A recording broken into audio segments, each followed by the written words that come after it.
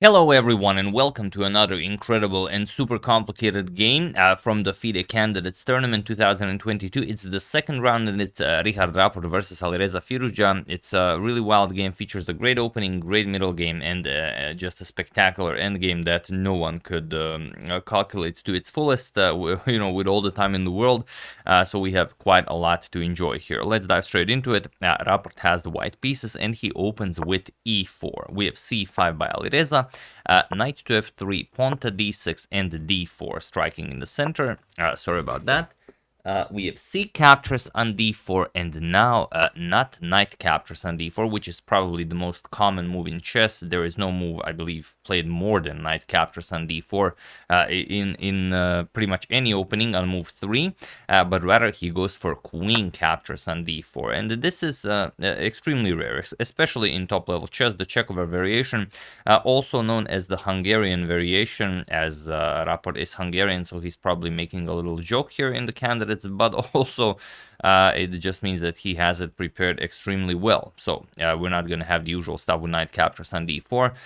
It's Alireza to move. So knight to c6. You play this pretty much automatically. You play this in bullet, you play this in classical, you play this in the candidates. It's just grabbing a tempo as the queen on d4 is attacked, but not really, as bishop to b5 pins the knight. And here Alireza says, all right, make your intentions known with the bishop. Do you want to give up the bishop pair early on, or what's happening here?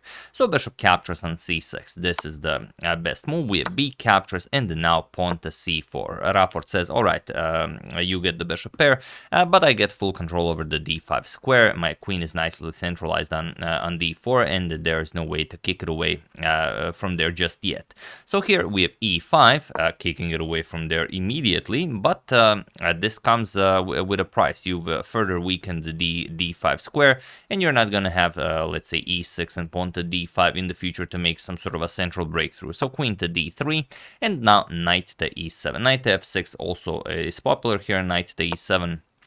A little less, but of course, I'm very sure that Alireza has this prepared in case someone actually plays this line. And here, Rapport plays a move that Duda played yesterday against him, and it was incredibly difficult for him to defend, and that is pawn to c5. And this just means that you're gonna weaken the d6 square, and now probably black will be left with an isolated a pawn and an isolated c pawn.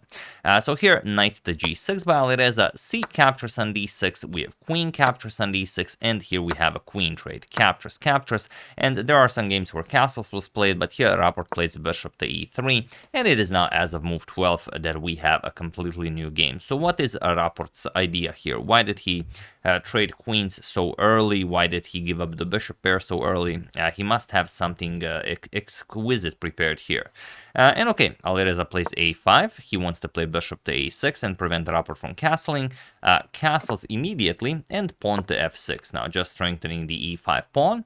Rook to c1, going after the pawn here. So this is basically Alireza's only weakness. He has the isolated a pawn, the isolated c pawn, and it might be a bit problematic for him to defend them. So rook to a6, we have knight b to d2, and now bishop to e6. We have knight to e1, remaneuvering the knight to d3, king to f7, preparing to bring the other rook into the game, and knight to d3. We have rook to d8, and king to f1. You have to bring the king into the game, as our good friend Tarash says in the quote above the board.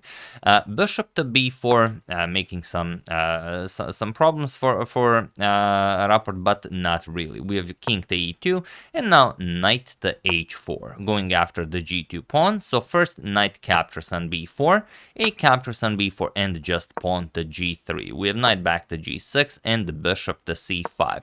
So it's not much, but Rapport is definitely asking some questions here. How are you defending the b4 pawn? Alireza says just rook to b8, and now pawn to a3, challenging the b4 pawn.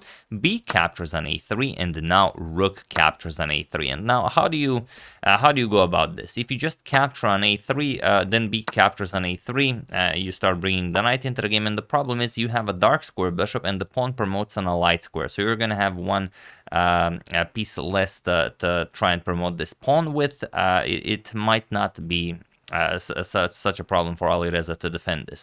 So instead, we have rook b to a8 by Alireza. He could go for this, but he probably thinks that this will that he will maybe have greater chances of maybe playing for more than a draw with this. So knight to c4, and the bishop captures on c4 with check. Rook captures on c4, and now knight to f8. He starts bringing this knight into the game. We have rook to b3. Now Rapport says I might be interested in going for rook to b7 check, but just knight to e6. Not worried about that. Rook to b7 check, king back to g8, and now bishop back to e3. We have rook to d8, and now pawn to f4. So still, the pawn is now on the b file. Alireza with the pawn on the c file. Both of them isolated pawns.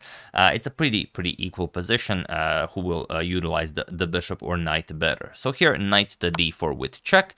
Bishop captures. We have pawn captures and king to d2. So the bishop and knight will not be utilized. They get traded off, and now it's a rook and pawn endgame. And here we have rook to a1.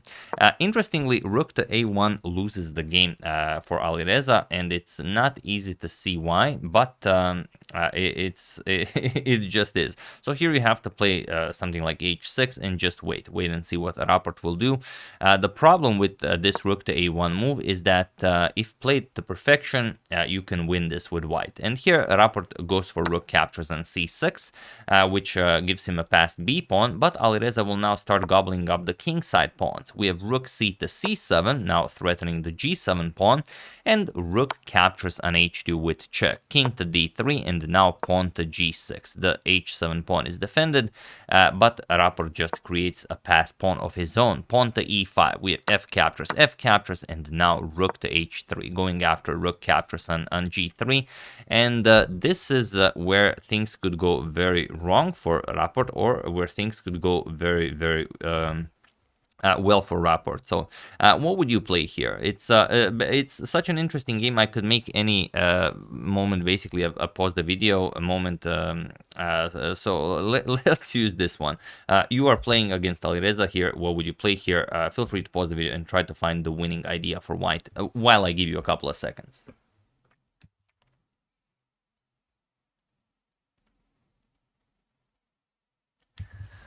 So for those of you who were able to do it, congratulations on going for the obvious rook to g7 check, as that wins the game on the spot. But we are going to discuss why, because in the game Rapport played king to e4, which seems like a move that only improves your position, because an active king is what wins the endgame. That's kind of the rule. But here it just doesn't, because after rook to g7 check, these are your options. If you go king to f8, you're just going to get checkmated. The idea is after rook b to f7 check, king to e8, we're going to play e6, and there's no defense against rook to g8 checkmate. You can give a few checks, but we're going to be able to hide our king behind something, and that's just going to be completely winning. So instead, after rook to g7 check, you have to play king to h8, and now the point is rook to d7. That's how you win this. And now, of course, we're going to capture this with check. We're going to do this at some point, so we might do it right away. Now we're going to play king captures on d4. Now Alireza loses the passed d pawn, and now after rook to g4 check, king c5, rook to c8 check, we're going to play king to d5. And now let's say rook to h4, because the h7 pawn is hanging, pawn to e6. Rook to e8, of course, okay, not pawn to e7, because then we allow the king back into the game, but now we start pushing the passed b pawn. Rook to h5 check, king d6, and now, of course, you will be winning this. That's the reality of the position. However, after Rapport's king to e4, it is much harder to play this with white, because after rook captures on g3, rook to g7 check seems like it's the same thing, with the king being even more active on e4. The problem is after king to h8, rook captures on h7 check, king g8. How do you continue the position now? For example, king to f4 was played in the game. Now we have rook to e3 by Alireza. And if you look at this position, this is much different than this position that we just discussed, where white is just completely crushing it. So after this rook to e3 move, we have rook b to g7 check, king to f8, and now rook back to f7 check, king to g8, rook f to g7 check, king f8, and now rook to f7 check. King to g8, rook h to g7 check, king to h8, and now Rapport goes for the g6 pawn. But now we have rook to e2 by Alireza. So here we have pawn to e6, trying to push that fast pawn to victory. Now rook to e8, adding another attacker to the e pawn. And now how do you play this? The thing is, you could try a pawn to d3 here, and it still works, but it's also incredibly complicated. For example, king f3, d2. Now let's say you can't play d2. You have to play something like anything but d2. But the problem is, if you try something like this, then white always has this trick of rook to f8 check, and now you have problems. After rook captures on f8 check, king captures on e2, rook to d8, we're gonna block with king to d1, and now white is winning this endgame. So that's the problem. Although d3 can be played, it's incredibly difficult to actually play it. So just rook e8, this is the much easier way to do it. Rook h6 check, king to g8, we have rook to g6 check, and now king to h8. We have rook f to f6, not going for the perpetual, trying to create some sort of a winning position, and it's actually possible to win this, because here Alireza plays rook to e7, and it is basically another one of those moves that is the only move that will lose this position for him. Just to show you an example, if rook to g8, for example, this will allow you to draw the game. If rook h6 check, we're going to play king g7. Now we're going to deliver another check, king f8. And now after rook captures on g8, king captures, we're going to play king f5. But now pawn to d3. And let's say rook to h3, we're going to play pawn to d2. Now rook to d3, putting the rook behind the passed pawn. Now king to f8. And if rook to d8 with check, we're just going to play king to e7. Rook d7 check, we just repeat, king to e8. And now you can start pushing the pawn to b4. And it seems like white is winning, but white really is not winning. King to f8, pawn to b5, you can even push the pawn all the way. King e8, pawn to b6, and now let's say rook f2 check. King to g6, you just play rook e2. And now you're threatening this pawn, and there's no way to play this. If you push b7, again, it seems like you're winning, but just rook captures with check. King to f5, and now king captures on d7. b8 queen, now you also get a queen into the game. And now queen b7 check, you force the king away from the defense of the rook. King to d8, doesn't really matter where the king goes, you're going to capture this, and you are very close to checkmating black, but of course now the black queen starts checking, and there's no winning this. So incredibly complicated, but it does not yield more than a draw. However, after rook to e7 by Alireza, now the position is winning, but you have to play the correct idea. So you can even try to spot this one. I will give you a couple of seconds, so feel free to pause the video and try to find the only winning move for Rapport while I give you a couple of seconds.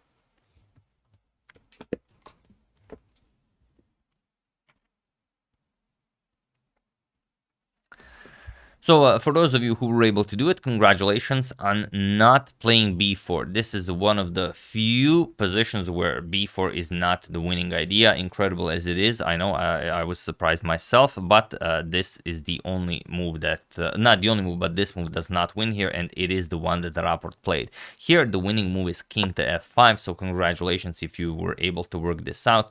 It's incredibly beautiful and incredibly wild.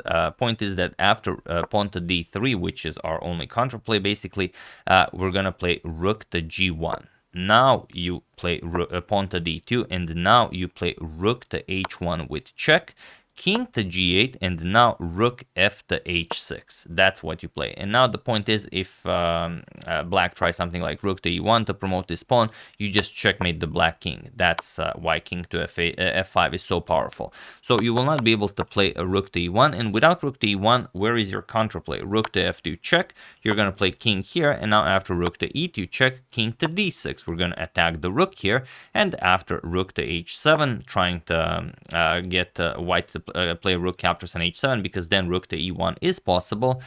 We just play rook to g6. Again, this is the only winning continuation of rook to g6. So you have to really find everything here. And after king to h8, rook g to g1. now you are guarding the d1 square, you're guarding the e1 square. The trade on h1 is always winning for white. So let's say rook e3, you're gonna play rook captures on h7 with check, king captures, and now rook to d1, and this will be winning. If you want to see how, rook to d3 check, king to e7, king to g6. Now we're gonna push the pawn to b4, and now you will push that pawn to victory. Your king f5, you're gonna push b5, and now the king will try to help out with this pawn, but it is much too late. Pawn to b6, we're gonna play king to e3, king to f7. Now getting ready to push the e pawn as well, king to e2, and now of course rook captures on d2. That's how you do it. Rook king captures, pawn to e7, and now after a few more checks are given, king to e6, rook to e3 check, king to d6, rook to d3 with check, king to c5, rook to c3 check, king to b4. Now you can play rook to e3, but now b7 will win the game. So incredibly complicated. Rook captures c7, b8 queen. That's how you do it. However, it was not played in the game. Instead of this king to f5 idea, after this rook to e7 move was played, we have pawn to b4 right away by Rapport, and now Alireza can nicely get a draw here by playing pawn to d3 right away. And it seems like, can't we just play king f5? Is it really that different? Yes, it is, because after king f5, the pawn is already on d2 now. That's the problem. If rook h6 check, king to g8, you do not have time to double up on the h file like in the line that we've discussed. You're going to play rook h1, but now just rook e1, and you are never ever winning this. So instead, after d3, rook to g3 was played, going after the pawn, just d2 by Alireza. Rook h6 check, rook to h7 blocking, and now there's no good way to continue. If you play something like this to threaten checkmate, we just move the rook. Rook to h1, we guard the back rank, and the queening square, and you have an escape square for your king, so you're not getting checkmated. So here Rapport just traded, rook captures, king captures, and rook to d3 now, but now king to g6. Yes, Rapport is still up a pawn, but Alireza, once upon a time a 2800 player, knows how to draw this, blindfolded, without a problem. So king f3, rook captures on e6, we have rook captures on d2, and now king to f6. We have king f4, now rook to e1, but now rook to d4. Interestingly, if you try rook to b2 to start pushing the passed pawn, it doesn't really work. King e6, we're going to play pawn to b5, king to d7, and after the pawn is pushed all the way, we're going to block it with the king, and the white king can never cross the e file to help out with the advancement of the pawn, so this is of course a draw. So after this, rook to d4 was played instead by Rapport, and Alireza just played king to e6, and it was in this position on move 60 that Richard Rapport and Alireza Firouzja agreed to a draw, as there is nothing more to be done here. So incredible start to the candidates, round 1 and 2 both. Rapport having an incredibly wild game in day 1 against the Duda, again with that c5 idea, now getting this wild game against Alireza with some incredible winning chances, but that's just how complicated endgames are. No one knows absolutely everything about the endgames, and you will always miss it. Doesn't matter if it's classical or if it's bullet, you are never going to find everything. Even Magnus can't spot everything, and this was, well, one such game. It's a shame for Rapport that it was in the candidates tournament, but I mean, that's just endgames. They are so incredibly complicated. But a good thing for Alireza is that he now survives both his first 2 games with the black pieces, and now we'll see what he prepared with the white pieces, and can he maybe start maybe winning some games. Of course, it's incredibly hard against everyone, but we'll see what he prepared with white. So yeah, great game by both of them. It ends in a draw, and well, they are both still alive to fight in round 3. So yeah, that's the game. Hope you guys enjoyed it, and if you were able to spot both pause the video moments, you are truly an incredible chess player with a bright future ahead of you, in chess and outside of chess. I would like to wish a very happy birthday to Levan, and I would like to thank Andrew Lastova, Johan, Derek King, and Aravind Kumar Vendeli for your contribution to my channel. Thank you a lot. I really appreciate it. As usual, you can check 2 of my previous videos here. Thank you for watching, and I will see you soon, continuing the coverage of the candidates tournament until it finishes. So thank you all. I will see you soon, and have an excellent rest of your day.